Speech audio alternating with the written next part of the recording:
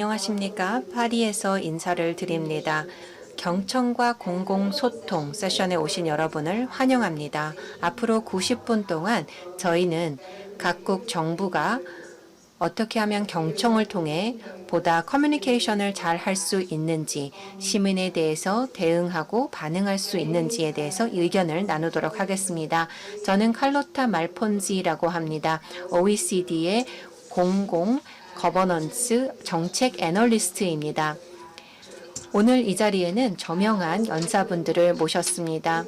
또한 OECD 대한민국 정책센터 측에 감사의 말씀을 드립니다.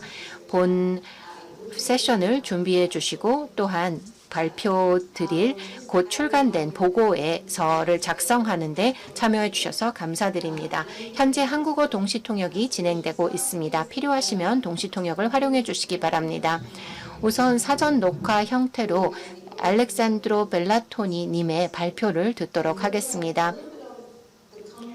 발표를 통해서 왜 OECD에서 공공소통에 집중하고 있는지, 그리고 코로나19로 인해서 소통의 영향력을 높일 수 있는 동향들은 어떤 것이 나타나고 있는지 이야기를 듣고 그 이후에 짐 맥너마라 교수님을 모시고 기조 발표를 듣도록 하겠습니다.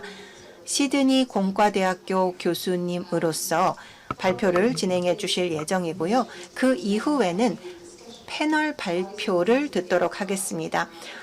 여러 국가에서 공공소통이 어떻게 적용되고 있는지에 대해서 이야기를 해주실 한국, 싱가포르, 호주의 뉴사우스웨일즈 그리고 유럽위원회의 토론자분들을 모시도록 하겠습니다.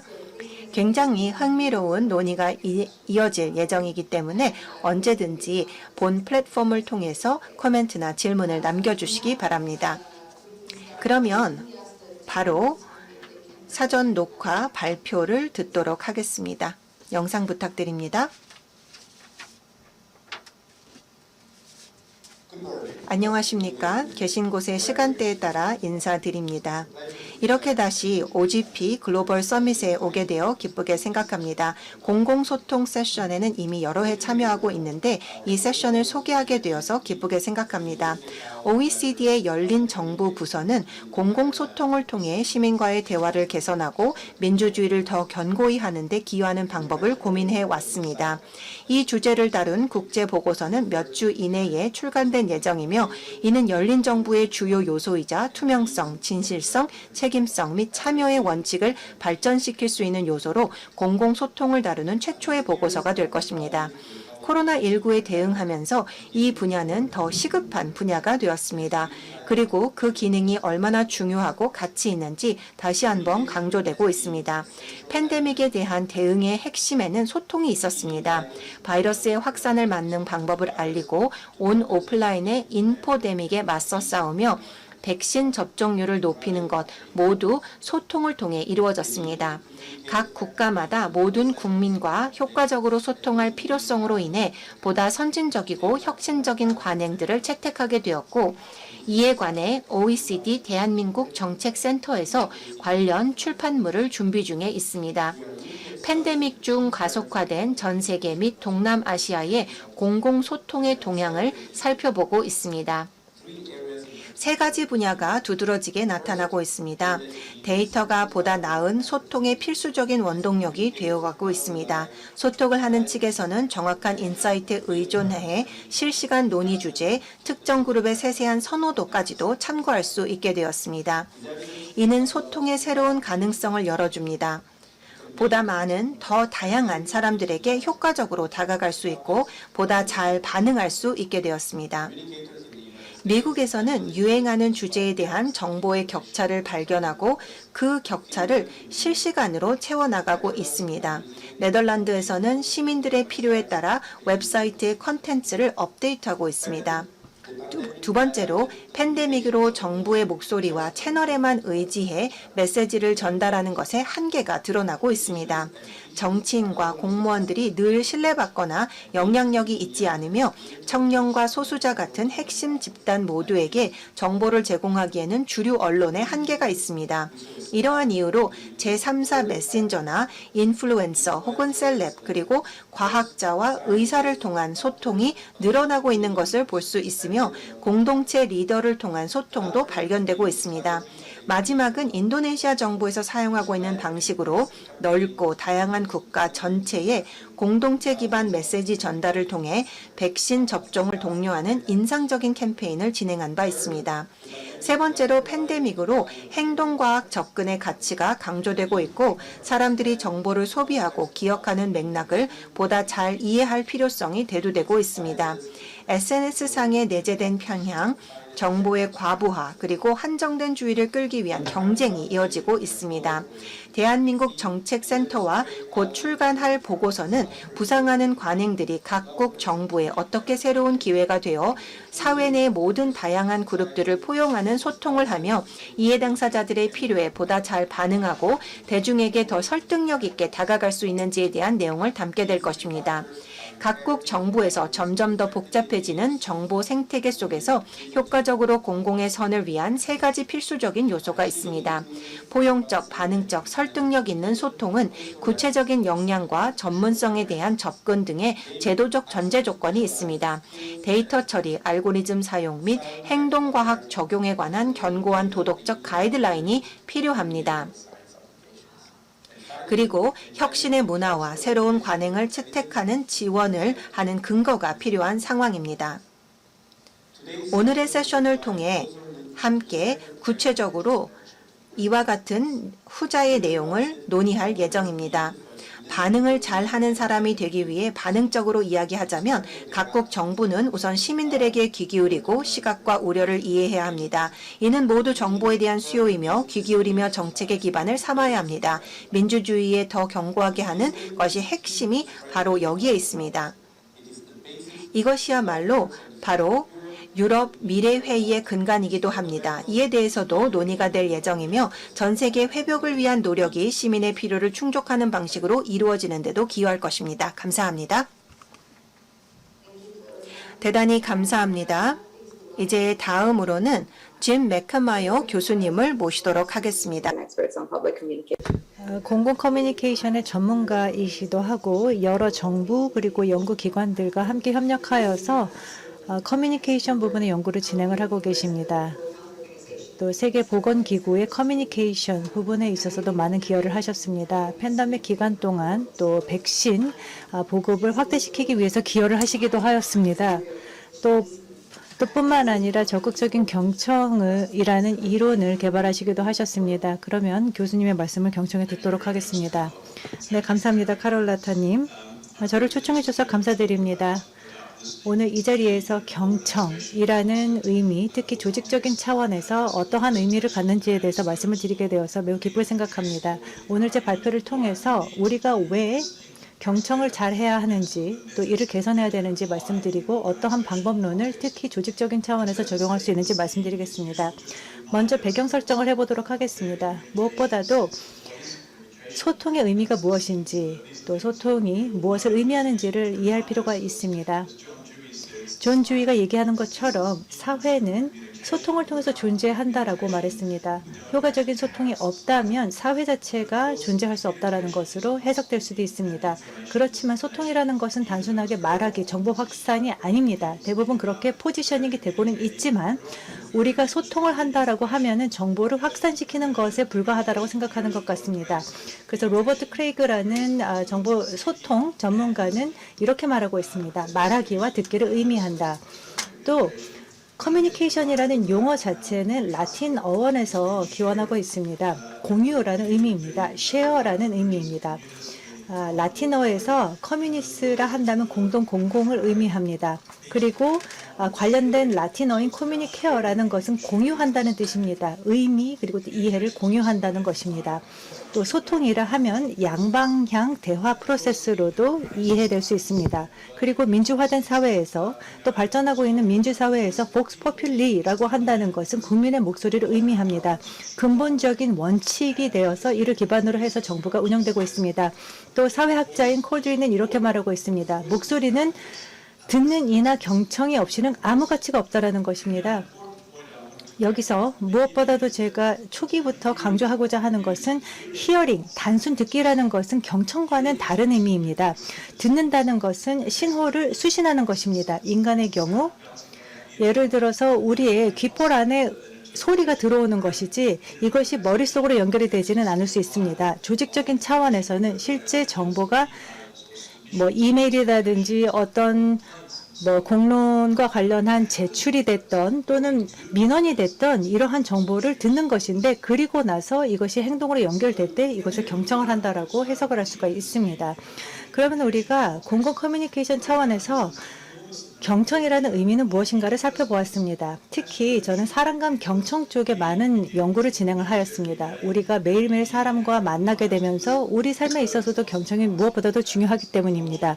그래서 심리학에 있어서 또 리더십 연구나 또 인재 또 뿐만 아니라 치료 부분에 있어서 많은 연구가 경청과 관련해서 진행이 되고는 있습니다. 그렇지만 정말 흥미로운 것은 조직들의 경청 방식입니다. 이들이 경청하는 것에 대해서는 충분하게 다뤄지고 있지 않다는 것입니다.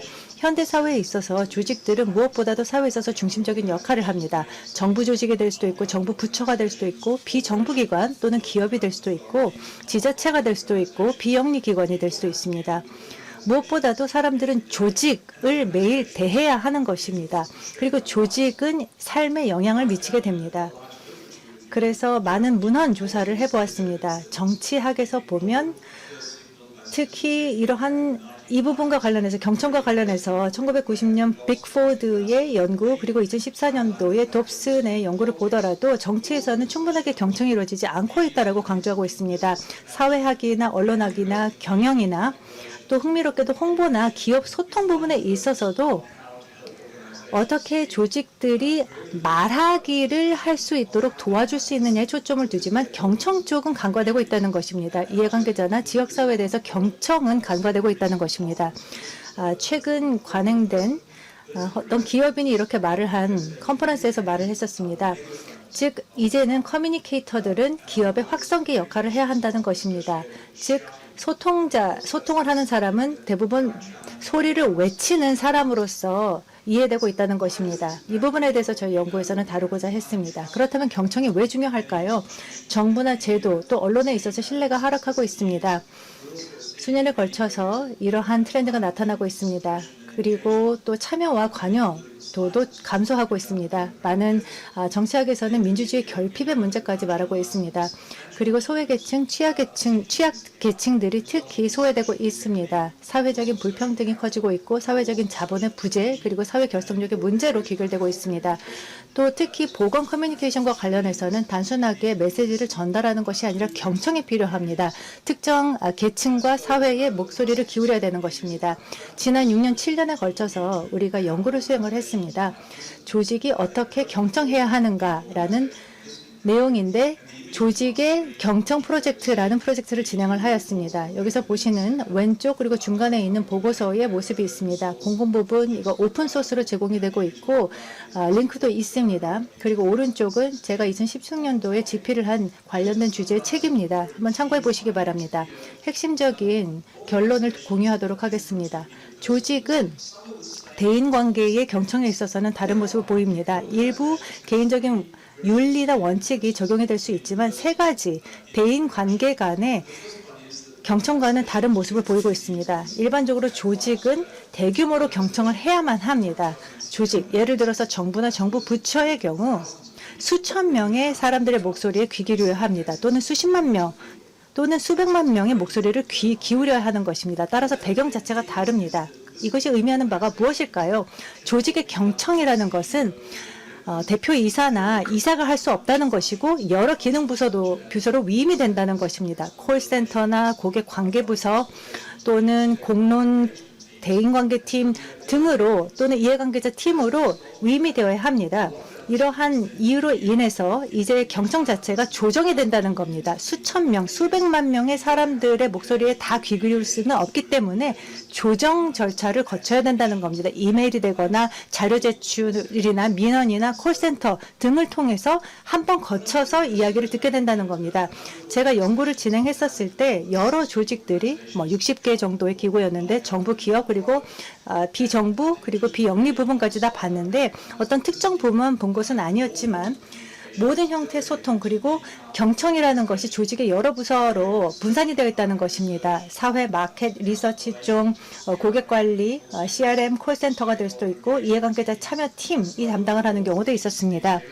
이 모든 영역들을 보면서 공론화 과정까지 보았고 홍보, PR, 전략적 커뮤니케이션, 조직 내부 소통, 소셜미디어, 그리고 심지어는 서신, 그리고 편지나 이메일, 그리고 불만 민원까지 다 보았습니다. 8개 다른 조직 내 사이트를 보면서 각각 영역에 있어서 사람들에서부터 전달받는 것에 대한 어떤 조치를 취했는가를 보았습니다. 그러면 여기서 우리가 경청이라는 것을 정의해 볼 수가 있습니다. 너무 높은 기준을 설정하게 되면은 우리는 모자랄 수밖에 없습니다. 경청이라 함은 자동적으로 예를 들어 컨센서스나 합의를 도출해야 되는 것이라고 생각하면 이거를 달성하기 어렵습니다. 문헌에 따르면 경청 자체가 합의를 요구하지는 않습니다. 그런데 윤리와 관련한 문헌이나 정치학이나 심리학 문헌을 보시게 되면은 저는 7개의 정설, 경청과 관련된 정설을 찾을 수 있었습니다. 첫 번째는 타인의 발언권을 인정하는 것입니다. 이들이 발언할 수 있는 권리가 있다는 것을 인식하는 것이고 선별적으로 경청하지 않는 것입니다. 대부분의 조직은 어느 정도의 경청을 합니다. 그렇지만 선별적인 듣기만 하고 있습니다. 포용적으로 해야 되는 것이죠. 타인의 발언권도 인식하고 인정할 수 있어야 됩니다. 그리고 이에 대해서 인정을 하는 것. 내가 그 사람의 말을 듣고 있다는 것을 알려주는 것이 필요합니다. 그 다음은 적절한 관심을 보이는 것입니다. 이들이 말하는 것을 공정하게 수용성 있게 해석하는 게 필요합니다. 또 이들의 견해, 관점을 이해해야 됩니다. 내가 동의하지는 않을 수 있겠지만 다른 관점이 있다는 것을 이해할 필요가 있습니다. 그리고 다음으로 중요한 것은 타인에 대한 말을 고려하는 것입니다. 문헌 자체에서는 우리가 합의를 도출할 필요는 없지만 고려해야 한다라고 주장하고 있고 이에 대해서 적절한 반응을 보여야 된다는 겁니다. 반응이 불일치가 될 수도 있고 내가 행동을 취하지 않는 결정이 될 수도 있지만 근거를 제시해야 되는 것입니다. 왜 그렇게 하지 않는지, 즉 인정하고 인식하고 관심을 주고 그리고 이해하고 고려하고 적절하게 반응을 하는 것이 바로 경청의 의미입니다. So what did I find in the organization? 네, 그러면 조직적 경청 프로젝트에서 어떤 것들을 발견했는지 말씀을 드리도록 하겠습니다. 2년 동안 36개 기업 및 정부 기관에 대해서 조사를 했습니다. 영국에도 이러한 기관들이 있었지만 호주와 미국도 포함이 되었습니다. 상당히 많은 시간을 할애해서 조직 안에서도 시간을 보냈고 또 영국 정부 안에서도 6개월 동안 시간을 보냈습니다. 그래서 영국 정부의 초대를 받고 경청에 대한 관찰을 하기 위해서 2016년에 영국 정부 안에서 관찰을 하기도 했습니다. 2018년에서 2019년까지는 다국적 기업과 프로젝트를 진행하기도 했습니다. 유럽 기반의 다국적 기업입니다. 이러한 프로젝트를 진행하면서 정부와 기업 그리고 비영리기구, 비정부 기구들에 대한 균형을 찾을 수가 있었는데요. 보통 조직들의 80%의 소통, 즉 소통이라고 부르는 것은 말하기에 집중되어 있는 것을 볼 수가 있습니다. 그래서 광고, 언론 발표, 연설, 홈페이지, 트위트, SNS 포스팅 등이 포함되어 있는 것을 볼 수가 있었습니다. 그래서 소위 말하는 소통의 상당 부분은 정보를 배포하는 것에 집중되어 있다는 것을 볼 수가 있겠고요. 또 일부 기관들 같은 경우에는 소위 말하는 소통의 95%가 말하기에 집중되어 있다는 것을 볼 수 있었습니다. 그리고 기관들과 이야기를 하면서 이것을 어떻게 하면 해결하고 경청할 수 있을까에 대한 이야기를 나누어 봤을 때 조직들은 기술을 활용하는 것을 볼 수가 있고 기술을 이용을 하거나 SNS를 이용하거나 혹은 컨설팅 플랫폼을 사용하면 경청을 할 수 있을 것이다 라고 생각하는 것을 볼 수가 있었습니다. 그런데 기술만으로 해결될 수가 없고 조직 안에 잘 설계가 되어서 경청의 아키텍처가 필요합니다. 여기에 있는 요소들이 있는 아키텍처여야 합니다. 일부 기관들 중에 가장 선진적인 소통 기술을 사용을 함에도 불구하고 경청을 전혀 못하는 기관들도 있었고, 기술을 사용하지 않는 데에도 경청을 정말 잘하는 조직들도 있었습니다. 그렇기 때문에 과연 무엇이 경청을 잘하는 조직을 만드는지에 대해서 연구를 하면서 8가지를 파악하게 되었습니다. 첫 번째는 바로 경청의 문화입니다. 아주 간단하게 말씀을 드리자면 조직이 경청을 하고 싶어 해야 합니다. 경청의 가치가 있다고 생각해야 하는 것이죠. 경청이라는 것은 의무적인 것이다, 혹은 규칙에 따르기 위한 것이다 라고 생각하는 것이 아니고 경청의 문화가 있어야 합니다. 두 번째로는 앞서 리아 베셀의 이야기를 생각해 봤을 때 바로 경청의 정치가 있어야 합니다. 많은 조직들 같은 경우에는 다른 그룹에 대해서 경청을 하지 않기로 결정하는 경우들이 있습니다. 그래서 포용적인 경청의 정치가 필요합니다. 그리고 정책이 필요합니다. 아주 간단한 정책들일 수도 있습니다. 제가 60개 이상의 조직들을 조사해 본 결과 정보를 배포하는 데는 정책이 있습니다. 광고, PR, 소통 등에 대한 여러 정책이 있지만 경청에 대해서는 구체적인 정책이 없는 경우가 많이 있었습니다. 그리고 경청을 위한 구조와 절차가 있어야 하고요. 경청의 기술도 중요한 역할을 할 수가 있지만 기술만 있는 것이 아니고 경청의 문화와 정책과 구조와 절차와 같이 존재해야 합니다. 그리고 경청을 위한 재원을 투자해야 합니다. 사람도 필요하고 툴도 필요하고 경청을 위한 역량도 필요합니다. 경청을 위한 역량 같은 경우에는 사실 글을 쓰고 정보를 유통하고 있는 역량과 굉장히 다릅니다. 소통 전문가들이 후자에 집중하는 경우가 많이 있죠. 마지막으로 경청의 아키텍처에 필요한 것은 바로 우리가 경청을 한 것을 바탕으로 의사결정을 하고 정책을 입안할 때 이 경청한 내용들이 표현이 되어야 합니다. 그래서 계속해서 우리가 무엇을 들었는지, 무엇을 발견했는지에 대해서 표현을 할 필요가 있습니다. 간략하게 사례를 몇 가지 들어보도록 하겠습니다. 영국 정부와 2단계 프로젝트를 진행을 하면서 참여적 행동 연구 기법을 사용을 했습니다. 제가 2016년 5월 말쯤에 영국에 도착을 했는데 2016년 6월에 브렉시트이 있었죠. 그때 당시에 테리사 메이 총리 당선인이 발표했던 것을 들어보면 우리가 시민들에게 경청하지 않은 것 같습니다. 라는 이야기를 한 바 있습니다. 그래서 도착 이후에 약 7개월 동안 영국 정부가 어떻게 소통을 하는지, 특히 어떻게 경청하는지에 대한 조사를 진행을 했고, 사실 많은 국가가 시사점을 얻을 수 있을 것 같습니다. 여기에 보시면 SNS를 통한 경청이 있었습니다. 그런데 2019년에 영국 정부에서 2019년을 마케팅의 해로 선언하게 됩니다. 그래서 보시는 바와 같이 밖으로 나가는 소통, 즉 정부의 정책을 알리는 쪽의 소통에 집중을 하는 것을 볼 수가 있습니다. 저희가 진행한 조사는 작은 샘플을 이용을 한 주로 정량적 연구였습니다. 구체적인 사례는 바로 공공 컨설팅입니다.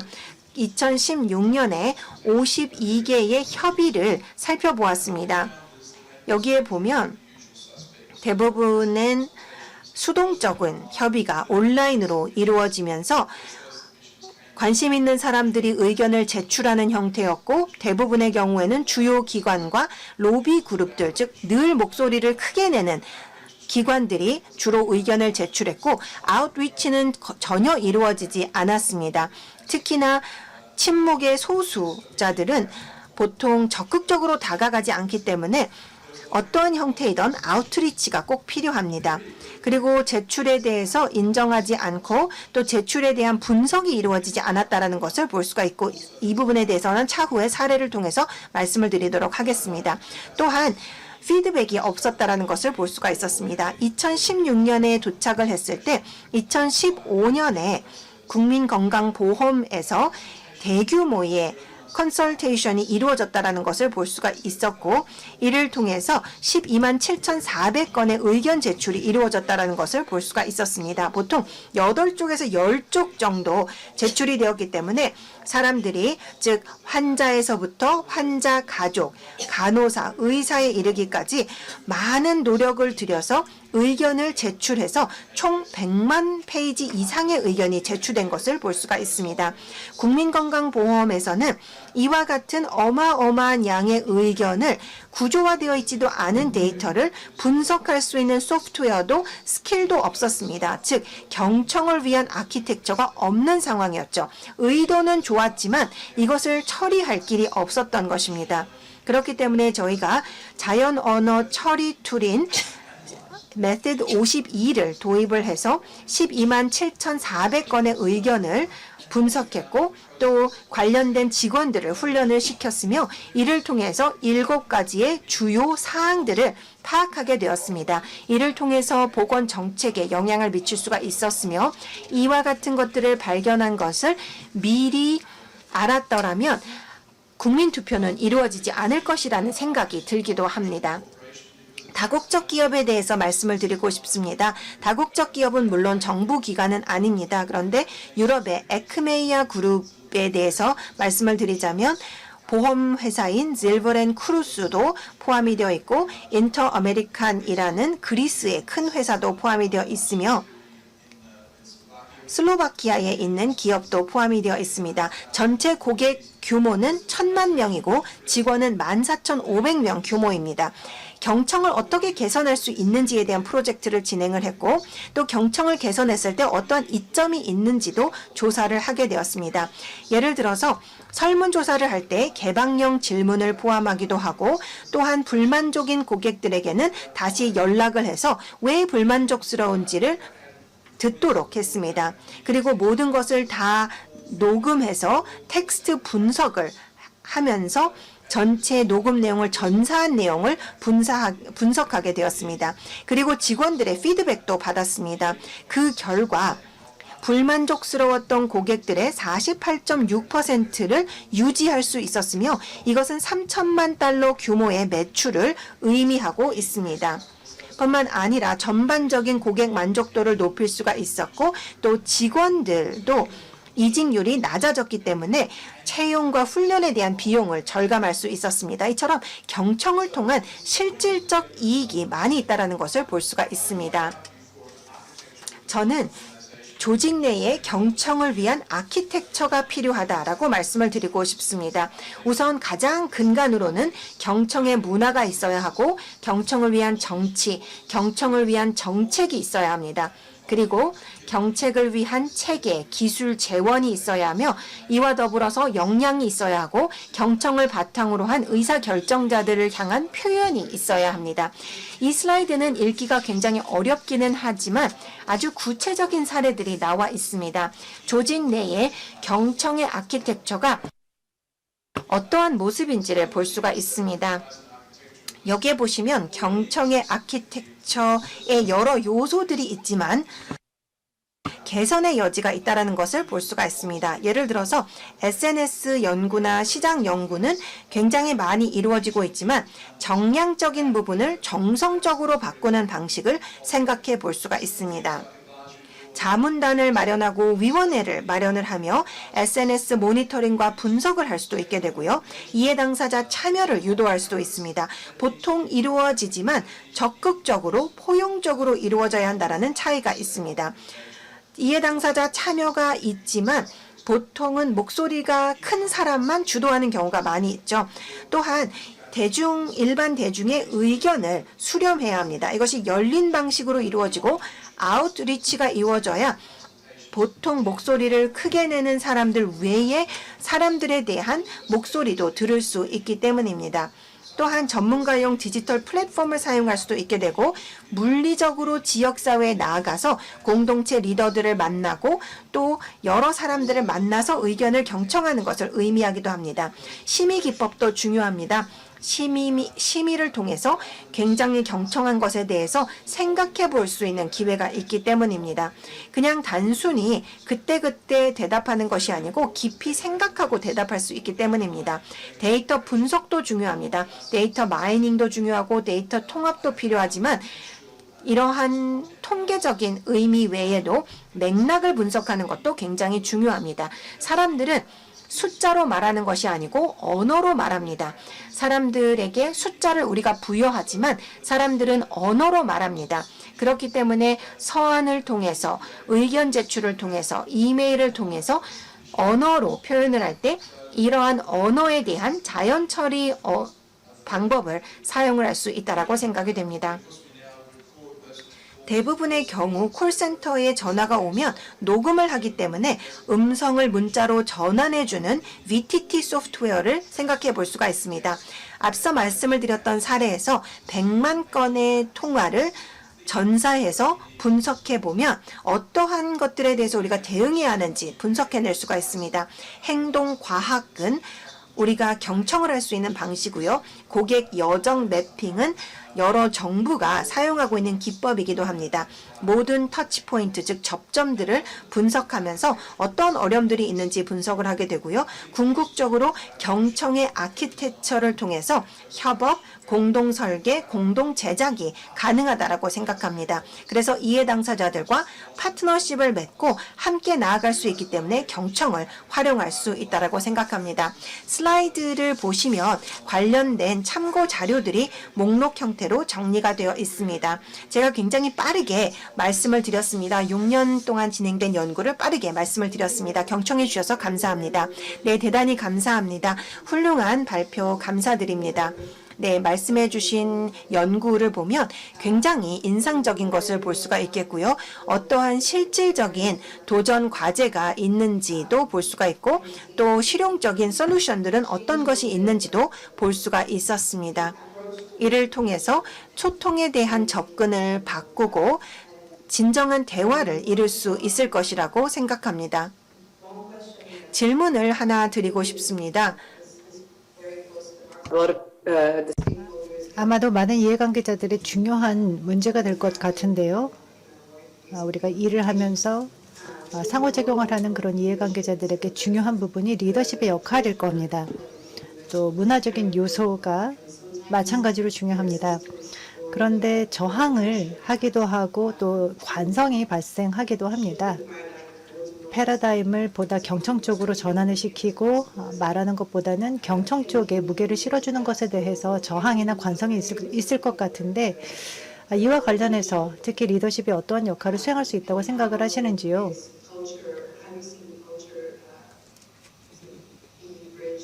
그리고 어떤 문화의 간극을 좁히는 부분, 또 경청 쪽으로 이렇게 문화가 바뀌는 것을 본 적이 있으신지요? 아주 좋은 질문을 해주셨습니다. 리더십이 매우 중요합니다. 특히 커뮤니케이션 전문 수준뿐만 아니라 조직적인 차원에서도 중요합니다. 대부분의 경우 조직들은 두려움을 갖습니다. 경청을 두려워합니다.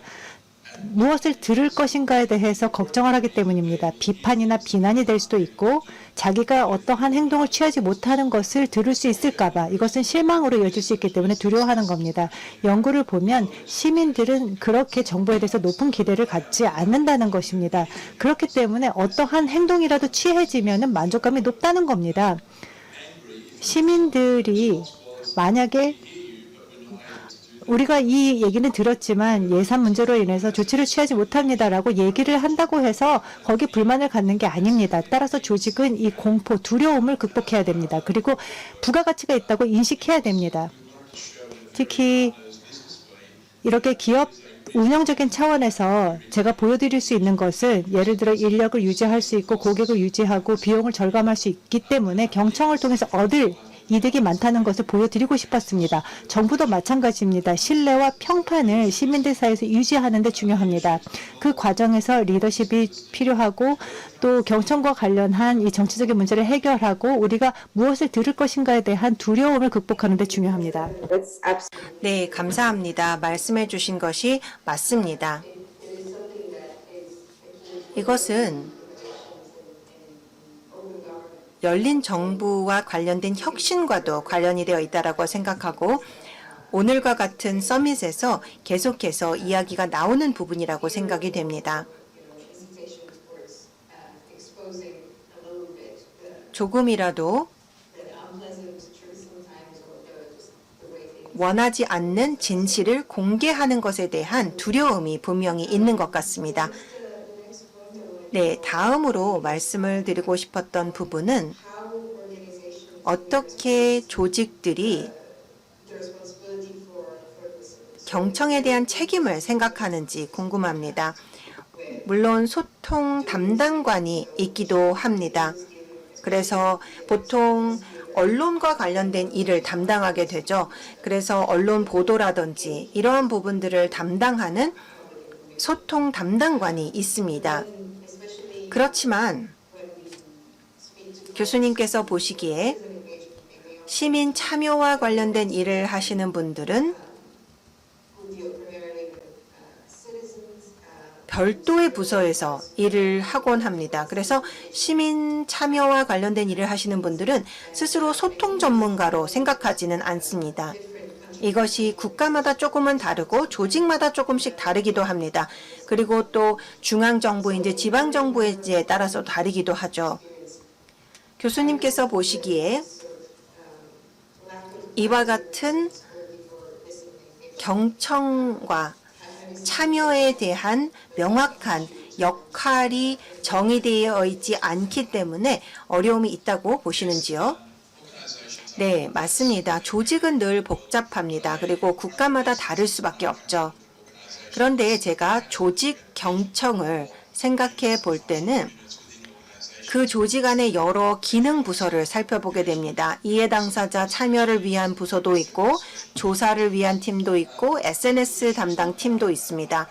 이것을 통해서 몇 가지를 볼 수가 있는데요. 전문가들은 분명히 필요합니다. 어떠한 사람들은 대언론 역할을 하고 있고 어떤 사람들은 이해 당사자 참여를 담당합니다. 그럼에도 불구하고 조직 내의 통합이 필요하기도 합니다.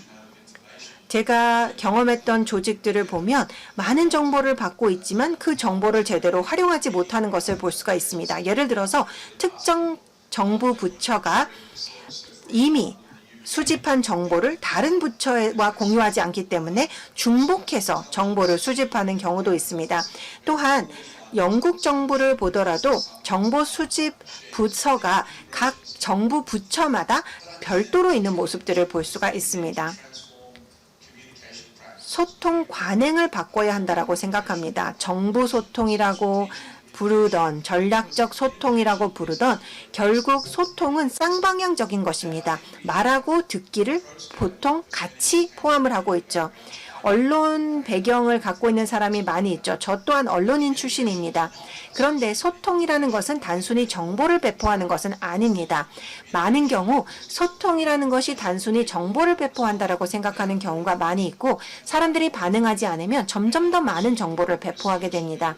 최근에 제가 은행 그룹들과 영국에서 조사를 진행을 하면서 일부 지역사회에서는 왜 접종률이 코로나19 백신 접종률이 더 낮은지를 생각하는 연구를 진행을 했는데 단순히 정보만 배포하는 것이 아니고 이 사람들이 누구를 신뢰하고 어떠한 정보를 듣고 있는지 영향력이 있는 사람들은 누구인지를 분석하는 것이 필요하고 이를 위해서 경청을 해야 합니다. 경청을 통해 전략을 마련할 수가 있게 되는 것이죠. 소통 전문가로서 언론 중심의 말하기 중심의 소통에서 벗어나 경청의 소통을 해야 한다고 생각합니다. 이를 통해서 보다 의미 있는 자문을 할 수 있다고 생각합니다. 네, 감사합니다. 좋은 말씀 해주셨습니다. 안타깝게도 이렇게 매우 타이트한 일정으로 운영이 되었기 때문에 더 이상의 질의응답은 어려울 것 같습니다. 이렇게 영감을 불러일으키는 기조연설을 해주셔서 감사드립니다. 이 내용을 기반으로 우리가 많은 생각을 해볼 수 있을 것 같습니다. 오늘 함께 하실 연사분들께서 패널 토론을 통해서 말씀을 해주실 예정인데요. 실무론자들이 있습니다. 일상적으로 커뮤니케이션을 하시는 분들을 함께하고 계시는데요. 이제 소개해드리도록 하겠습니다. 먼저 최영주 OECD 대한민국 정책센터의 디렉터입니다. 공공정책, 거버넌스 부분을 담당하고 계시는데 행안부에서 오랫동안 근무를 하셨고 디지털 거버먼트 그리고 또 커뮤니케이션 부분을 담당하셨습니다. 그리고 게젠 리카 미국께서 함께하고 계시는데요. 유럽의 미래의 회의, 유럽 미래 회의의 공동 서기관입니다. 유럽연합의 주요한 참여 활동을 위한 수백만의 유럽인들을 이들이 원하는 미래를 건설할 수 있도록 동참시키는 과정입니다. 여기에 관여와 참여가 무엇보다도 중요하기 때문에 대규모로 참여 작업을 직업을 하고 있습니다. 다음은 앤젤라 캠퍼입니다. 디지털 브랜드 커뮤니케이션 그리고 호주 뉴사우스 웨일스 주의 익세큐티브 디렉터로 일하고 계십니다. 정부와 시민과의 변화하는 관계에 대해서 조망을 하실 예정입니다. 그리고 마지막으로 이반 야오가 함께하고 계십니다. 싱가포르의 통신부의 차장님이십니다. 이들이 커뮤니케이션의 접근 방식에 대해서 말씀을 해주실 겁니다. 특히 팬데믹의 기간에서 어떠한 의사소통을 하였는지 또 소통의 대응력을 높이는 부분에 대해서 말씀을 해주실 예정입니다. 오늘 함께해 주신 여러분들께 진심으로 감사드리고요. 그러면 먼저 첫 번째 질문을 전달해 보도록 하겠습니다. 공동 질문이 되겠습니다. 여러분들 각자 소개를 해주시고 어떤 활동을 하고 계시는지 말씀을 해주시기 바랍니다. 그리고 이번 세션을 양방향 세션으로 진행하겠습니다. 중간중간에 각각 대답을 해주셔도 되고 본인의 의견을 공유해 주셔도 됩니다. 지금까지 내용에 대해서 의견을 공유해 주셔도 되겠습니다. 그러면 먼저 모든 분들께 한 분씩 질문을 드리도록 하겠습니다. 방금 전에 우리 교수님께서 이런 경청의 구조에 대해서 말씀을 하셨습니다. 여러분들도 실무론자로서 또 여러 분야에서 커뮤니케이션과 정책을 담당하고 계시는데 그 경계에 계시는데 그렇다면 시민들에 대한 경청의 의미는 무엇일까? 이것이 여러분들의 조직의 미션과 어떻게 연결이 되어 있습니까? 그러면 최영주 국장님께서 말씀을 해주실까요? 예, 소개해 주셔서 감사드립니다. 시민들의 경청의 의미가 많은 변화를 겪었다고 생각합니다. 지난 특히 1, 2년에 걸쳐서 일방향 경청만 있었고 예를 들어서 시민들은 어떤 특정 부분에 대해서 불편함을 느끼고 민원을 제기하게 됩니다. 유선으로 아니면 웹페이지나 정부 홈페이지를 통해서 이렇게 민원을 제기하게 되는데 정부 측에서는 예를 들어서 이 의견을 받아들일 수 없다라는 식으로 대답을 하게 됩니다. 또 다른 한편으로 정부는 주로 중요한 내용에 대해서 통지 또는 통보를 합니다. 그렇지만 이것이 시민들의 니즈에 대응한다라고 볼 수는 없습니다. 즉 일방향 소통이 이루어졌는데 이것이 소셜미디어가 나오게 되면서 붕괴하기 시작하였습니다. SNS가 활성화되면서 시민들이 이제는 수동적으로 정부의 정책만 받아들이는 주체 또는 조직의 정책을 받아들이는 주체가 아니라 적극적으로 자신의 의견을 개진하고 있습니다. 온라인 커뮤니티나 또 개인 블로그 채널을 통해서 하고 있고 그 영향이 매우 확산되고 있습니다. 이런 공공 의견을 들으면서 정부나 조직이 이제는 더 이상 이 의견을 무시하고 간과할 수 없는 상황이 된 것입니다. 그렇다면 시민의 목소리를 듣는 것은 더 이상 일방향이 아니라는 것, 그리고 시민들이 공공 플랫폼을 사용하지 않고서 의견을 제시할 수 있게 되었다는 겁니다. 그래서 정부가 이제는 시민들의 목소리를 듣기 시작하였습니다. 공공 플랫폼뿐만 아니라 SNS나 여타 개인 서비스를 통해서 목소리를 듣고 있고 이제 온라인이나 오프라인 시스템을 구축하여 여러 아이디어를 취합하고 있습니다. 그렇기 때문에 이제 이 경청을 통해서 양방향 커뮤니케이션이나 어떤 담론의 장이나 포럼을 통해서 의견을 듣고 있습니다. 감사합니다. 네, 다음으로는 시민들에 대한 경청이 어떠한 의미가 있는지 리카드 니홀 님께서 말씀 부탁드립니다. 네, 안녕하십니까? 저는 EU 집행위에 근무하고 있습니다. 그리고 말씀을 들으신 바와 같이 유럽 미래 회의에 참여하고 있습니다. 이것은 유럽 전체의 공동 프로젝트로서 유럽위원회뿐만 아니라 유럽의회도 함께하고 있고 유럽연합 전반적으로 함께하고 있습니다. 유럽연합에서는 경청의 문화가 늘 존재해 왔지만 계속해서 진화하고 있는 것을 볼 수가 있습니다. 아시는 바와 같이 기본적인 설문조사도 진행을 하고 있고 또 유럽 시민 이니셔티브도 있고 또 시민들의 의견을 제출받기 위한 노력도 진행을 하고 있습니다. 또 시민과의 대화도 진행하고 있습니다.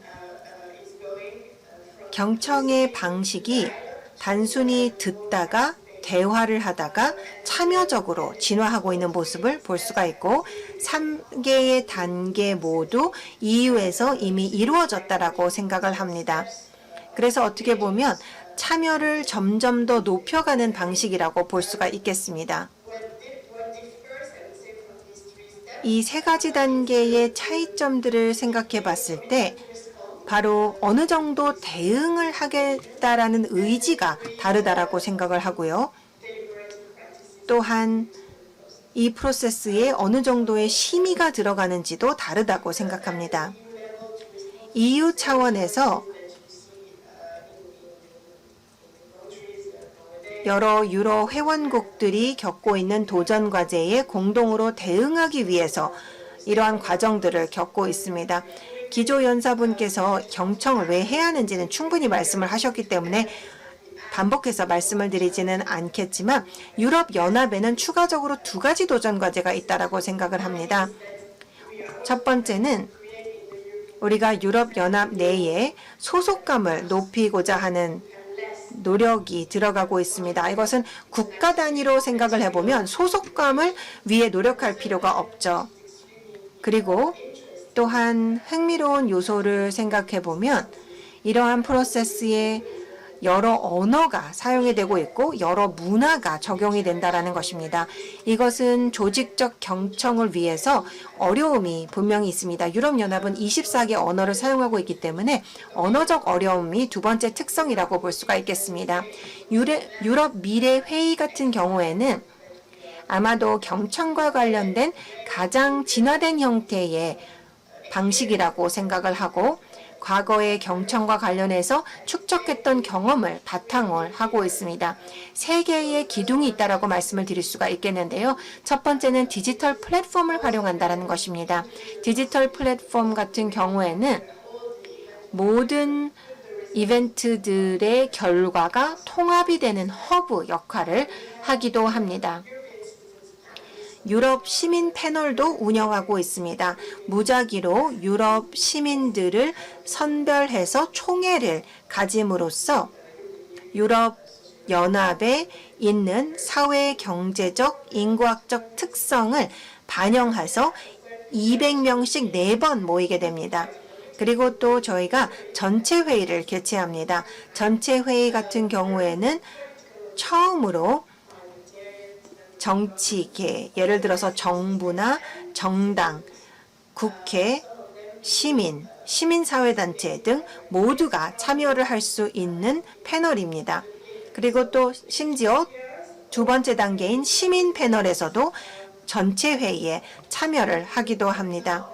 네, 이것을 차후에 설명을 드릴 수 있는 기회가 있을지 모르겠습니다. 시간에 따라 다르겠죠? 다시 좌장님께 넘겨드립니다. 네. 이 부분에 대해서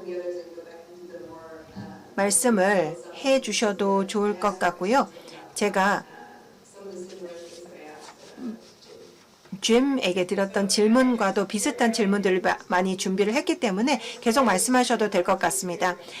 저희가 진행하고 있는 유럽 미래 회의를 통한 경험들이 여러 가지가 있지만 말씀을 드린 3가지 필러에 각각 혁신적인 요소가 있어서 하나씩만 말씀을 드리자면 디지털 플랫폼 같은 경우에는 저희가 유럽이라는 전체 환경에서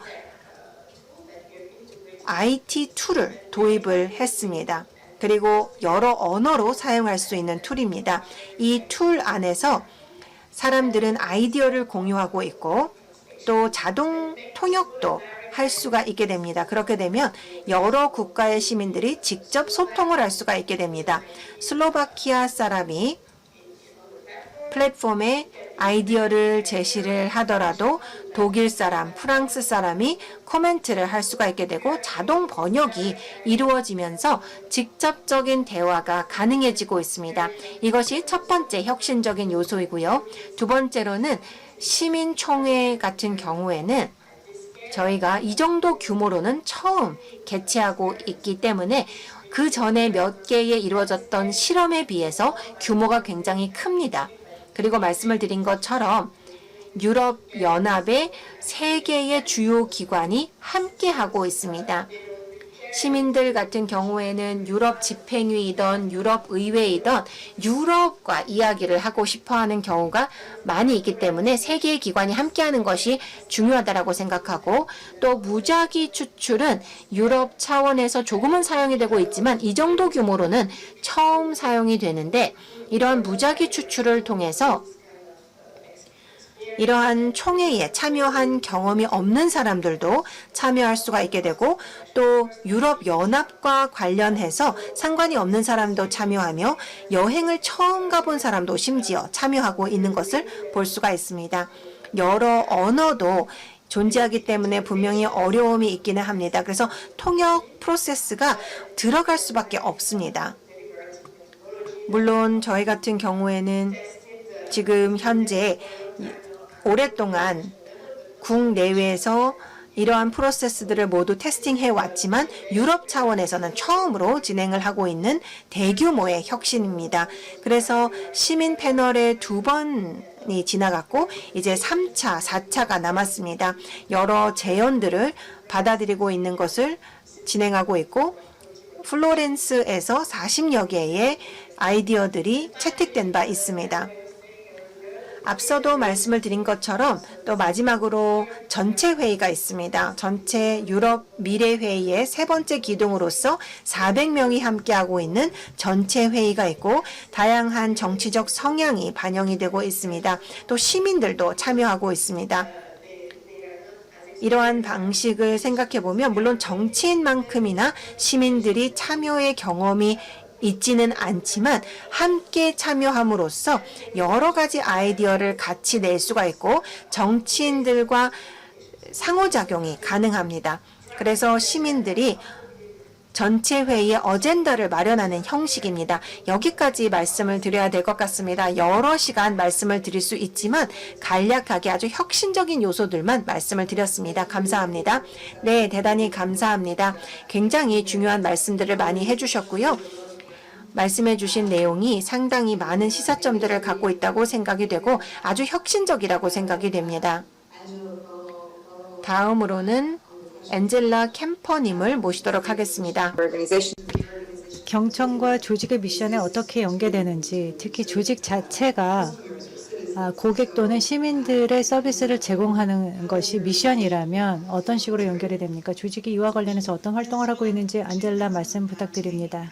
2019년도 우리 뉴사우스웨일스 주정부가 우리가 전담 부서를 두고 고객 관계 관리를 해야 한다라는 결정을 하게 되었습니다. 그 의미는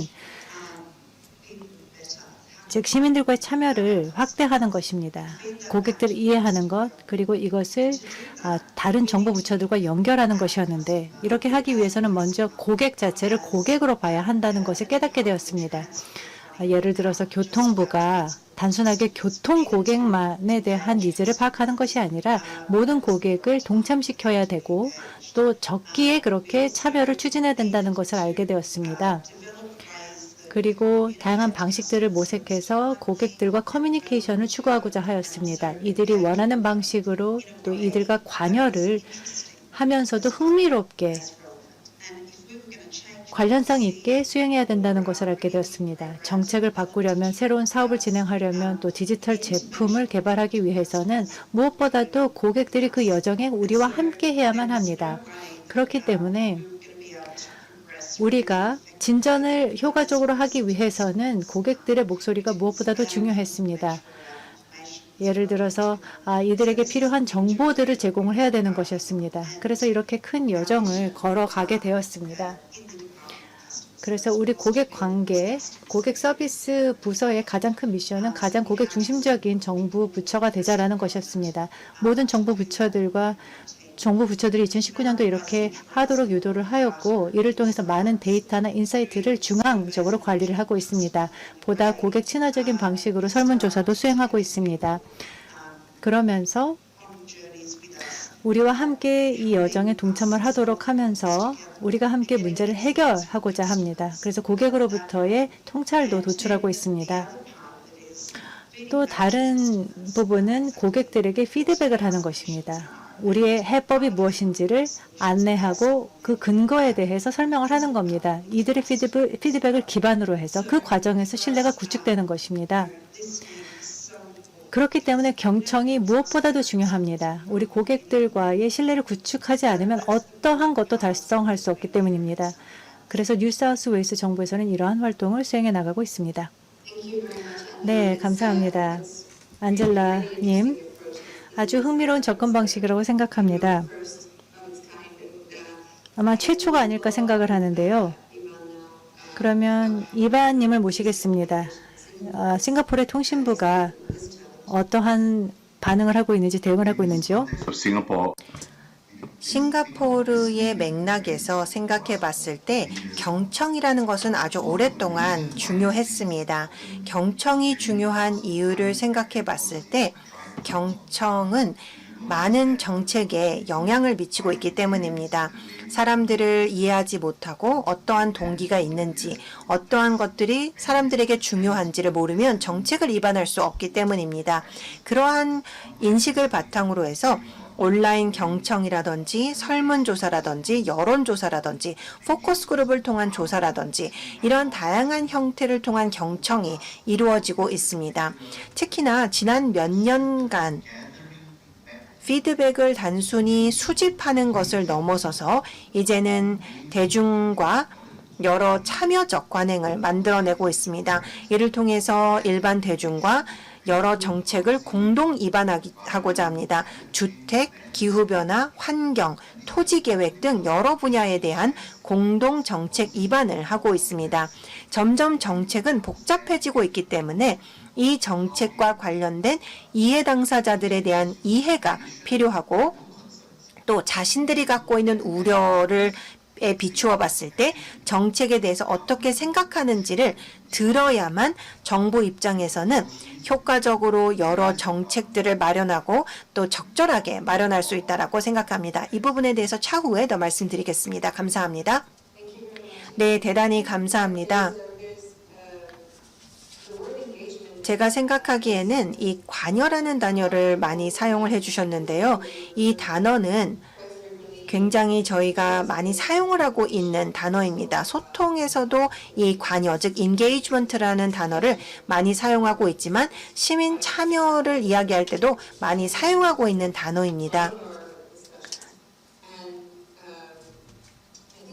그리고 제가 생각하기에는 관여에 대해서 생각을 해봤을 때 성공의 지표로 사용을 하고 있는 것도 같습니다. 소통이 얼마나 잘 이루어지고 있는지를 보는 대표적인 지표 중에 하나로 활용되고 있죠. 그렇지만 정확하게 일관성 있게 정의되고 있다고 생각하지는 않습니다. 인게이지먼트 같은 경우에는 효과적으로 하기 위해서는 경청이 필요하고 일관성이 필요합니다. 인게이지먼트를 단일하게 사용을 하고 있는지 또 임시로 사용하고 있는지 지속적으로 사용하고 있는지를 생각해 봐야 합니다. 특정 기관에서 인게이지먼트에 대해서 시간을 잡아서 일정에 넣는 것에 불구할 때가 있습니다. 그래서 직접 활동을 하시면서 또 업무를 하시면서 인게이지먼트는 어떠한 의미를 갖고 있는지, 또한 이것을 어떻게 달성하시는지 궁금합니다. 또한 인게이지먼트의 달성 여부를 어떻게 평가하시는지도 궁금합니다. 어느 분께서 먼저 말씀을 해 주실까요? 조금은 어려운 질문일 수도 있는데요. 어느 분께서 먼저 말씀해 주시겠습니까? 엔젤라 캠퍼님 먼저 말씀해 주시겠습니까? 제 생각에 관여, 즉 인게이지먼트와 관련해서 활동을 진행을 한 적이 있습니다. 여러 정책과 또 사업과 관련한 관여도를 높이기 위한 노력을 하였는데, 짐도 앞서서 말씀을 해주셨습니다만 우리가 지역사회에 관여를 해달라, 특히 정책 쪽에 참여를 요청을 할 때 먼저 웹사이트의 내용을 게재하게 되고 이렇게 신청을 해달라고 요청을 하는데 고객 친화적인 방식으로 이루어지지는 않았던 것 같습니다. 그래서 쉽게 반응을 하지 못했습니다. 또 두 번째는 몇 가지 의견을 받게 됩니다. 몇몇 관심을 갖고 있는 기구들로부터 코멘트는 받았지만 이제는 좀 다르게 합니다. 500만 명이 참여하는 데이터베이스가 있습니다. 그래서 우리가 뭔가 관여 활동을 하려고 할 때 이 데이터베이스 자체는 이메일인데요. 시민들에게 뉴사우스 웨일스 지역에 보내게 되는 여러 다양한 서비스와 관련한 이메일을 담고 있는 다양한 내용을 담고 있는 데이터 서비스입니다. 이것을 하나의 기회로 삼았습니다. 그래서 아웃리치를 보다 확대할 수 있겠다라고 생각했습니다.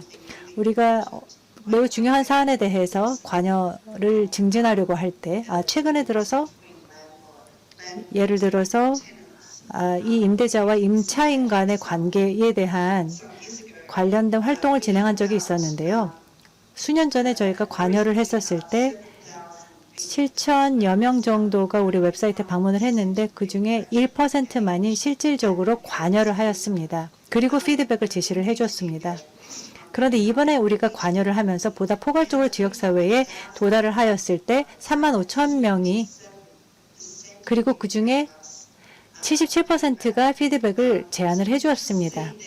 보시는 것처럼 단순하게 공로나 또는 협의만 하는 것이 아니라 이것 자체가 매우 흥미롭습니다. 또는 설문조사를 진행을 단순하게 할 수도 있겠지만 제대로 아웃리치 홍보 활동을 해야 된다는 겁니다. 많은 사람들이 크게 관심을 가지고 있다. 임대인 임차법과 관련해서 많은 관심을 가지고 있다는 것을 알게 되었습니다. 또 새로운 것도 알게 되었습니다. 대부분 이 분들이 그러면 우리가 동물 권리는 어떻게 하고 있습니까? 라고 질문을 하기도 했고, 그래서 또 다른 설문조사를 했습니다. 이렇게 목소리를 경청한 다음에 관련된 규정들을 마련하게 되었죠. 그래서 사람들을 관여시키는 것, 또 명확하게 소통을 하는 것. 설문조사가 끝나게 되면 후속 조치는 무엇인가, 어떠한 변화를 전개할 것인가, 어떠한 변화가 있었는가를 알려야 됩니다. 이것이 바로 신뢰 형성의 과정이라고 생각합니다. Thank you, Angela. That's a example. 아주 흥미로운 사례를 공유해 주셨습니다.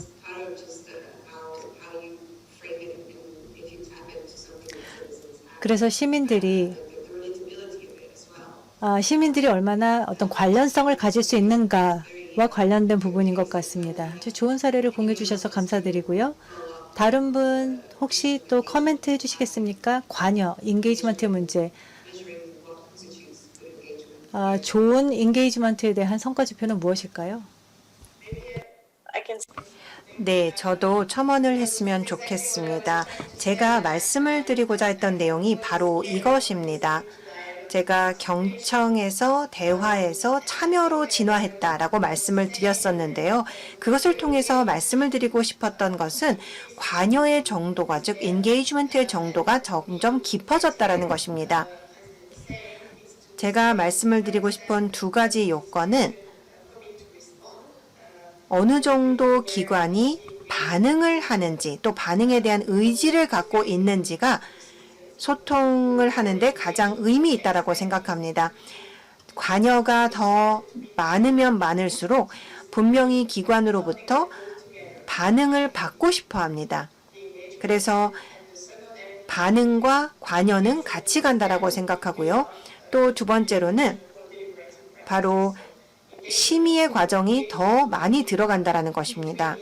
그래서 단순히 기관과 시민뿐만 아니라 시민 간의 소통도 더 늘어나게 되고 대화의 깊이도 더 깊어지면서 이를 위한 절차들이 형성되게 되죠. 이것을 제가 앞서도 말씀을 드렸던 것과 마찬가지라고 생각이 됩니다. 네, 감사합니다. 네, 이명주님. 네, 저도 마찬가지로 동의를 합니다.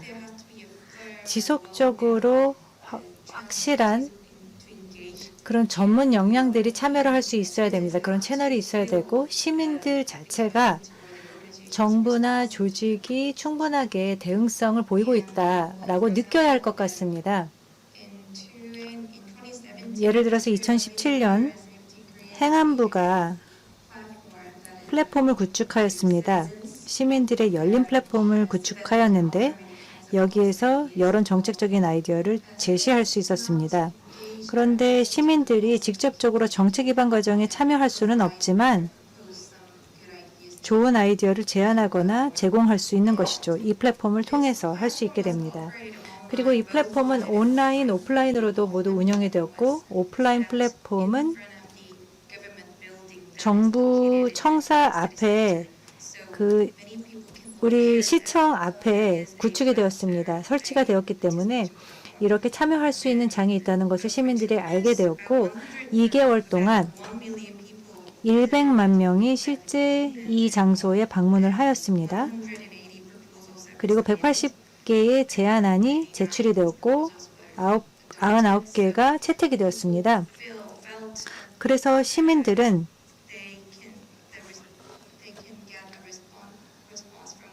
정부로부터 반응을 끌어낼 수 있다는 것을 느끼게 되었습니다. 이것 자체가 참여와 관여, 정책 부분에 있어서 참여 관여를 끌어내는 역할을 합니다. 네, 감사합니다. 국장님께서 제가 사실 드리고자 하는 질문을 다뤄주셨습니다. 방법론의 부분인데요. 이것은 물론 코로나19 이전의 상황이었던 것 같습니다. 그런데 이제 코로나로 인해서 기술이 활용이 되고 있고 또 이전에 이제 규모화, 가이탄께서도 말씀하셨듯이 이런 다원어가 필요하다. 특히 이 유럽 미래 회의에서 이렇게 다원어 환경이 조성되고 있다. 또 조직이 듣고자 할 때는 단순하게 몇몇 직원들이 운영할 수 있는 프로세스는 아니다라는 것을 말씀하셨습니다. 그래서 기술을 하나의 자산으로서 고객들의 목소리 그리고 보다 대중의 목소리를 듣고 이것을 정책 기반과들과 연결시킬 수 있고 통합을 시킬 수 있고 보다 대응력 있는 커뮤니케이션을 할 수 있도록 지원합니다. 그리고 이완과 직접 만났을 때 제가 한번 나누었던 얘기입니다만 싱가포르에 있는 공무원들이 팬데믹 기간 동안에 사람들을 만나서 즉 대면으로 대화를 하면서 이들이 안전을 기해야 한다.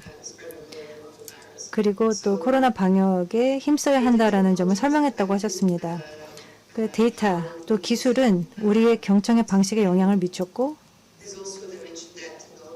또 기술 자체가 완전하게 모든 것을 해결할 수는 없습니다. 그러면 기술의 잠재력은 무엇일까요? 기술의 단점은 무엇일까요? 여러분들의 경험을 비춰보셨을 때 이 두 개 무엇을 할 수 있는가 대면 차원에서 또 기술을 활용해서 정부 내에 특히 연구자들 간 또 이런 자원들을 활용해서 무엇을 할 수 있는가 이거와 또 기계 머신러닝이라든지 여러 다양한 기술적인 툴들을 활용해서 그 격차를 어떻게 좁힐 수 있을까요? 누가 먼저 말씀하시겠습니까? 네, 안젤라 말씀하십시오. 네, 데이터, 기술은 두 가지를 볼 때 우리가 고객들로부터 얻는 피드백을 보면 먼저 개인정보 보호에 대해서 크게 우려하고 있다는 점을 알 수 있습니다. 이들은 우리가 데이터를 어떻게 사용하고 있는지, 또 정부가 데이터를 가지고 있는데 이에 대해서 무엇을 하고 있는가가 궁금합니다. 그리고 그렇기 때문에 투명성이 정말 필요합니다. 우리가 하고 있는 활동들을 투명하게 알려야 됩니다. 무엇보다도 우리가 뭔가를 구축할 때 사람들에게 선택권을 부여할 수 있어야 됩니다. 이것이 매우 중요합니다. 그런데 만약 우리가 데이터가 없을 경우에 고객 경험을 개선할 수는 없습니다. 지금 살고 있는 이 세상에서. 그래서 정보가 없다면 예를 들어 사람들이 어떤 특정 가구 일원인지에 대한 정보가 없다면 관련된 가족 서비스를 제공할 수 없는 것과 마찬가지입니다. 따라서 적절한 데이터를 찾아서 사람들이 정보와 관여할 수 있도록 도와야 합니다. 사람들은 항상 정부와 관여하고자 하는 것이 아니라 관여를 줄이고 싶을 때도 있습니다. 그러면 데이터를 통해서 그 과정을 간소화할 수 있는 것입니다. 용이하게 할 수가 있습니다. 그렇기 때문에 데이터가 지역사회와 관여하는 데 중요하고 이들이 이와 관련한 두려움을 극복하는 데 도움을 줄 수 있습니다. 결국 신뢰를 어떻게 구축할 것인가의 문제로 귀결되는 것입니다. 단순하게 더 나은 서비스를 제공할 것이다를 알리는 것이 아니라 고객들에게 선택권을 더 확대해 주는 것이라 생각합니다. Thanks, Angela. Anyone want? 네, 감사합니다. 혹시 추가적으로 발언하실 분 계십니까? 네, 예이보님. 네, 질문과 관련해서 제가 말씀을 드리자면 이 기술의 문제를 생각해보고 또 경청과 관여에 대해서 생각을 해봤을 때 제가 보기에는 대면 방식은 깊이 있는 메시지를 위해서는 필요한 것 같습니다. 사람들이 어떠한 이슈들이 있는지 깊이 이해할 때는 필요합니다. 그렇지만 기술을 사용을 하면 훨씬 더 빠르게 훨씬 더 많은 사람들에게 다가갈 수가 있습니다. 인스타그램 등 SNS를 사용하게 되면 훨씬 많은 사람들에게 훨씬 빠르게 다가갈 수가 있게 됩니다. 특히나 코로나19 중에 굉장히 중요했죠. 그렇지만 행동을 바꾸기 위해서는 깊이 있는 관여가 필요합니다. 그래서 SNS나 기술을 이용을 해서 우선 소통을 하고 조금 더 깊이 있는 관여를 그 이후에 함으로써 많은 변화를 일으키는 균형을 잡을 수 있다고 생각합니다. 싱가포르 같은 경우에도 많은 시간을 할애해서 현장에 나아가서 시민들과 직접 만나는 데 투자를 하고 있습니다. 왜냐하면 전화로 충분하지 않을 때가 있기 때문입니다. 감사합니다. 네, 손을 들어주신 게이타님. 네, 제가 비슷한 맥락에서 말씀을 드리고 싶었습니다. 경청을 하는 가장 좋은 방식은 온라인과 오프라인이 같이 이루어져야 한다라고 저 또한 말씀을 드리고 싶었습니다. 이 두 가지가 같이 결합됐을 때 최고의 방식이 나올 수 있다라고 생각합니다. 온라인으로도 굉장히 많은 사람들에게 다가갈 수 있다는 장점이 있습니다. 그렇지만 아시는 바와 같이 온라인을 통해서 다가갈 수 있는 사람들의 제한도 분명히 있고 모두가 다 디지털 툴을 사용하는 것이 아니기 때문에 편향이 생길 수가 있게 됩니다. 따라서 온라인만으로 경청하는 것은 부족하다라고 생각이 되고 늘 온라인을 통한 경청은 물리적인 오프라인 방식과 결합이 되어야 한다라고 생각합니다.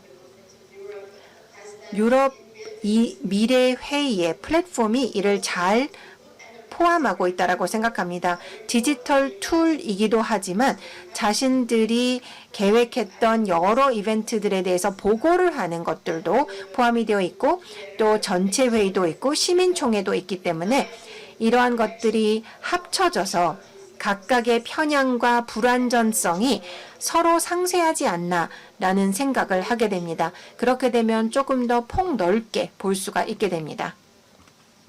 Thank you. 네, 감사합니다. 플랫폼에서 질문을 받았습니다. 백신 여권에 대한 질문인데요. 이 내용을 보니 일부 지역에서 정책이 부과되고 있다. 즉 소통되는 것이 아니라 어떤 특정 이해를 반영하여서 부과되고 있다, 강제되고 있다. 그래서 조언을 구하셨는데요. 경청을 통해서 정부가 이러한 저항이 있을 때 또는 반발이 있을 때 백신 여건과 관련해서 문제가 있을 때 어떻게 대응할 수 있는가에 대해서 누가 먼저 말씀을 해주실까요?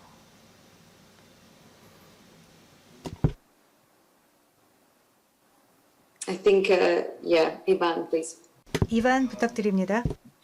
One of the things I observed in 네, 제가 코로나 시에 관찰했던 점 중에 하나는 바로 사람들에게 선택의 여지를 가능한 제공하는 것입니다.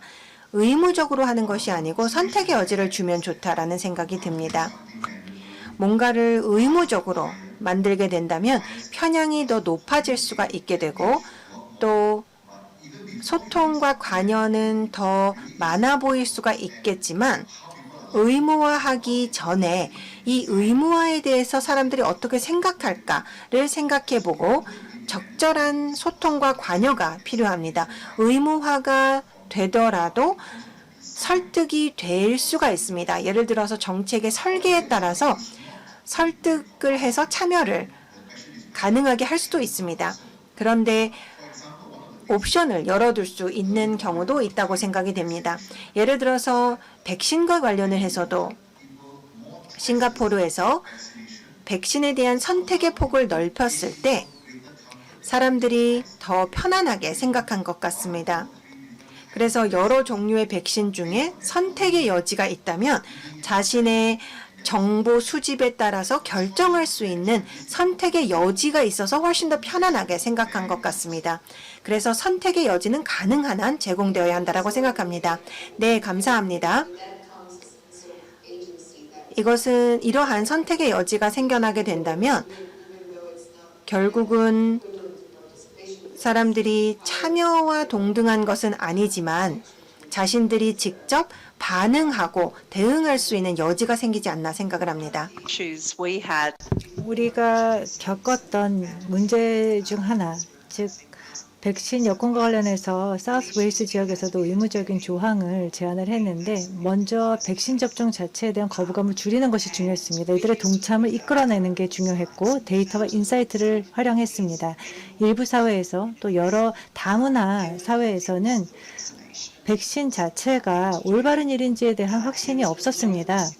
그래서 거짓 정보, 잘못된 정보도 너무 많았습니다. 그렇게 잘못된 정보를 해외에서 많은 경우 받았는데 또 이 호주의 상황을 보면은 이들이 컨텐츠에 참여를 하지 못했고 커뮤니케이션에 관여하지 못했다는 것을 알게 되었습니다. 우리가 직접 이 지역사회에 만나서 얘기를 하면서 또 여러 정부 채널을 통해서 이런 상황을 파악을 하게 되었습니다. 그래서 이들이 정말 가지고 있는 우려사항이 무엇인가를 파악했습니다. 그래서 매일 여러 다문화 지역사회를 방문하면서 특히 중앙적으로 우리 고객 서비스부로 피드백을 해주어서 우리 커뮤니케이션 방식을 바꿨습니다. 궁극적으로 이들 지역사회에서 사실 백신 접종률이 가장 높게 나오고 있습니다. 그래서 93% 이상을 우리 현재 주정부 차원에서 기록을 하고 있는데요. 이 모든 것이 가능했던 건 그 커뮤니케이션 방식을 바꿨기 때문에 그리고 나서 백신 여건을 도입을 했을 때는 훨씬 더 프로세스가 용이해졌습니다. Thanks. I don't know if anyone. 네, 감사합니다. 추가적으로 발언하실 분이 계실까요? 이 이슈와 관련해서 추가적으로 발언하실 분이 계실까요? 많은 분들께서 말씀해 주신 것처럼 정보를 생각해 봤을 때 정부로부터 나오는 소통이 뭔가 주변의 환경을 생각해 봐야 하는 상황이 되었습니다. 왜냐하면 정부의 메시지에 대해서 반대하는 여러 의견들도 그 주변에 같이 들을 수가 있기 때문에 정책 선택에 있어서도 굉장히 환경이 복잡해지고 있다고 생각합니다. 이 부분은 소통을 조금 더 어렵게 만들고 있기 때문에 보다 많은 경청을 요하는 요소가 되고 있다고 생각이 됩니다. 또 다른 질문을 제기하고자 합니다. 왜 이 경청에 대해서 이야기를 하면서 지금 온라인에서 참여해 주시는 분들도 많은 분들께서 소통과 관련해서 참여를 하고 계실 텐데요. 민주주의적 거버넌스에 있어서 경청이 중요하고 시민들도 여러 목소리를 내고자 하고 있고 이렇게 목소리를 낼 때 정부와의 대화를 원하는 경우가 많이 있습니다. 그럼에도 불구하고 앞서 교수님께서 말씀해 주신 조직적 경청은 성숙한 민주주의에서도 흔한 일은 아닙니다.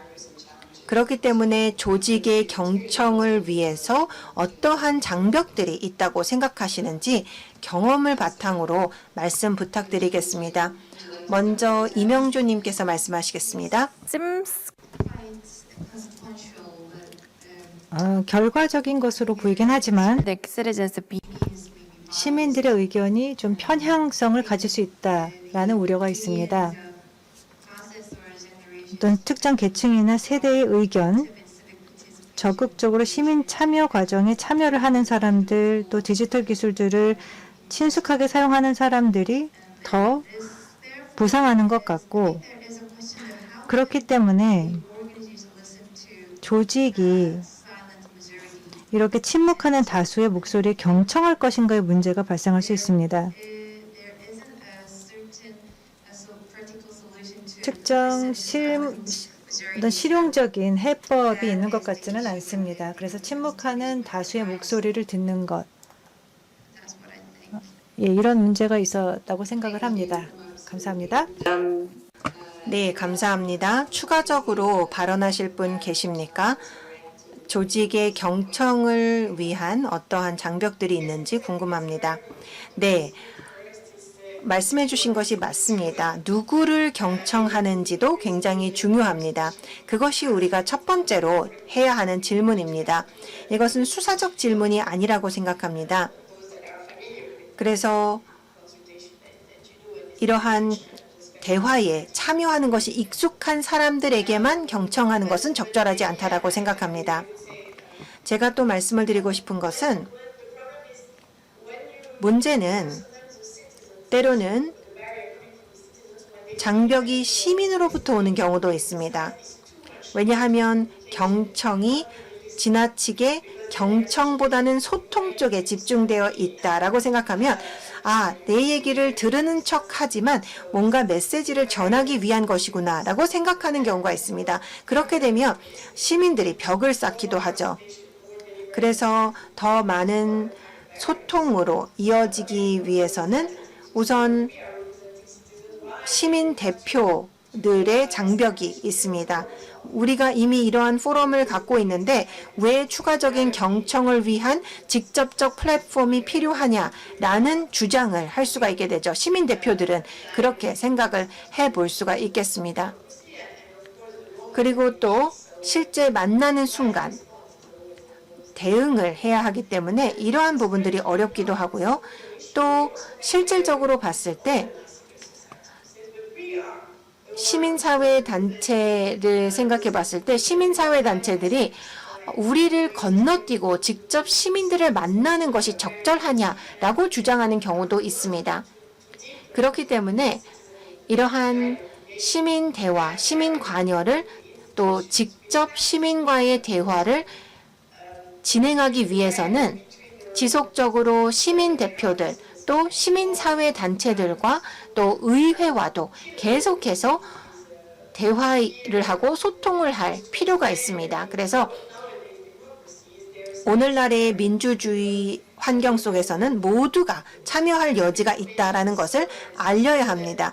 지금 정보의 밀도가 워낙 높기 때문에 시민들과 직접적으로 더 정기적으로 대화할 필요가 있고 모두를 위한 공간이 충분하다라는 것을 알려야 할 것입니다. 그래서 정당성의 문제, 또 대화의 수준과 관련해서 여러 논의가 있을 수 있다고 생각이 됩니다. Thanks a lot. That's 감사합니다. 중요한 점을 지적해 주셨습니다. 특히 단순하게 경청하고자 하는 니즈뿐만 아니라 경청의 정치적 측면, 이것 자체가 짐이 아까 발표를 통해서 말씀하신 것처럼 어려움인 것 같습니다. 모든 각도에서 다 다뤄져야 하는 것이라 생각합니다. 첨언하실 분 있으실까요? 이 도전 과제에 대해서요. It's interesting. We were discussing. 정말 흥미로운 것은 지난 몇 년 동안 여러 정책 분야들을 논의하면서 관찰한 바를 말씀을 드리자면 늘 관심 있는 사람들, 로비 그룹, 관련 단체들로부터 피드백을 잘 받지만 시민들의 피드백을 받기는 쉽지 않습니다. 그렇기 때문에 지난 몇 년 동안 많은 대표성을 위한 연구를 합니다. 그래서 설문조사나 여론조사 같은 것들을 하게 되죠. 이를 바탕으로 해서 전체 국민들이 어떠한 생각을 하고 있는지를 말씀을 드릴 수가 있게 됩니다. 예를 들어서 소수의 사람들이 다른 사람들은 이렇게 생각하는구나를 알게 되면 조금은 중간 지점을 찾기가 훨씬 쉬워집니다. 그래서 자발적으로 목소리를 내는 사람들의 이야기도 들어야 하지만 나머지 국민들이 어떠한 생각을 하는지를 조사해서 알려주는 것을 통해서 정책의 방향을 잡고 더 많은 사람들에게 혜택이 돌아가는 정책을 마련하는 데 도움이 된다라고 생각이 됩니다. 아주 중요한 점을 말씀해 주셔서 감사드립니다. 이와 관련을 해서 지금 현재 몇 분밖에 시간이 남지 않았기 때문에 논의를 마무리하면서 한 분 한 분 마지막 발언을 말씀해 주시기 바랍니다. 온라인으로 들으시는 분들을 위해서 시사점 하나씩을 말씀을 하신다면, 특히나 조직 경청을 위해서 구상을 하고 계시거나 이와 관련된 일을 준비하시는 분들을 위해서 한 가지 시사점만 말씀해 주신다면 어떤 것이 있을까요? 어느 분께서 먼저 말씀하시겠습니까? Angela. 안젤라 부탁드립니다. 일단 경청을 잘해야 되지만 행동도 뒤따라야 된다는 겁니다. 사고 행동이 중요하다는 겁니다. 행동을 잘하지 않는다면 결국 신뢰는 사라질 것입니다. 그러면 결국 시민들은 결국 이것은 홍보용 커뮤니케이션에 불과했다고 생각할 겁니다. 그리고 또 말씀드려야 하는 것은 경청의 문화 자체를 조직 내에 형성해야 된다는 것입니다. 그래서 우리 직원들의 목소리를 결정해야 되겠죠. 우리 조직 내에 있는 내부 직원들의 목소리도 경청을 해야 되기 때문에 그 일을 통해서 그들이 대고객 관계에서 경청을 하게 되는 겁니다. 이것이 매우 중요합니다. Thank you, Angela. 네, 감사합니다. 다음으로는 어느 분께서 말씀하시겠습니까? 이명주님. 대응적인 즉각적인 경청이 매우 중요합니다. 특히 지금처럼 코로나19가 확산되고 있는 불확실한 시대에 더욱 중요합니다. 디지털 기술이 중요한 경청의 도구가 될 것이며, 그리고 또 반응하는 경청의 중요한 수단이 될 것입니다.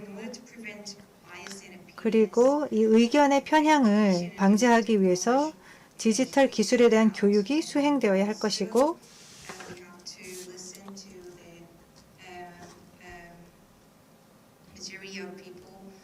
대다수의 목소리에 경청해야 하며